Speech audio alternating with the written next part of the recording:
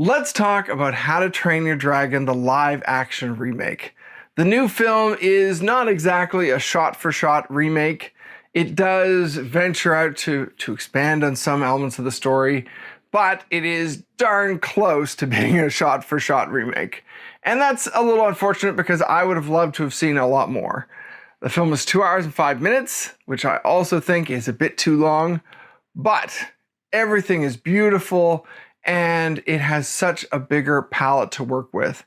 And where that really shines through for me is when you see the dragons flying.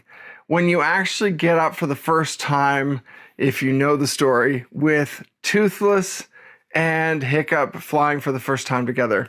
The scenes are amazing. It really is made for IMAX. They're beautifully shot. It feels like you're right there with them. And that alone is a great reason to say that this is a good film. It's funny. It is amazing how well they captured the essence of the original animated story and brought it to life, and including, the whole village and all the people in it. I think it's tough to pull off the dragons as well as they did. The dragons look fantastic. They don't exactly look animated. They don't exactly look like the dragons in Game of Thrones, but they look like great dragons and they bring everything you'd expect from the animated film to life. So in those ways it succeeds. I also think Gerard Butler and Nick Frost, who star as two of the adults, of course, they're both phenomenal. Gerard Butler, obviously voicing this character before, but bringing him to life in live action, he's perfect. And Nick Frost as well, just amazing. Nick Frost is probably my favorite character in the film. But Nico Parker as Astrid is also fantastic. I loved her. Otherwise, I would say some of the other characters, including looking at Hiccup, I thought Hiccup was good. He carries the film well, everything. But I do wish that he'd had more of the levity that we kind of see in the animated film. I think some of that's missing, including the first hour.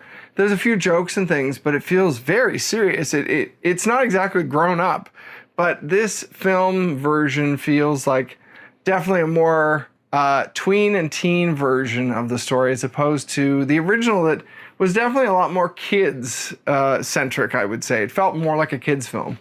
But I did enjoy everything they pulled off here. And I think that everyone does a great job in making this feel like a lived-in world, that these are real characters. Everything works. And as an option for families to go to the theater and see something fun this weekend, it's fantastic. That's almost all you can ask for. And even if you know the original, I think you're still going to be surprised in sequences here and moments that do come larger than life. It's really well done. If I was going to give it a number rating out of 10, I might say it's a 7, maybe 7.5. And that's mainly just because I think there should have been a lot more to this story. I think they should have built on other things. They could have introduced something new. Overall, they've really just expanded on a couple of key scenes, and that is interesting.